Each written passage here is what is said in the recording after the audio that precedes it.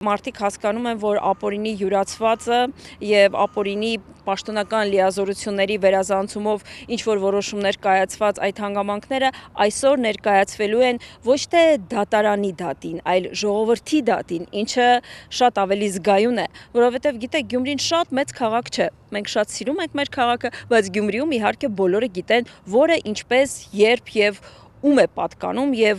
ինչ ժամանակահատվածում է օտարվել։ Եվ ինձ շատ հետաքրքիր մեկ հարց, որ կարծում եմ հուզում է ոչ միայն ինձ, այլ նաեւ գյումրեցիների, երբ նշում են, որ -1 սկզբունքով ում են ուղղորդում Հայաստանի Հանրապետության երկրորդ նախագահին, ում օրոք Գյումրիու շինարարությունը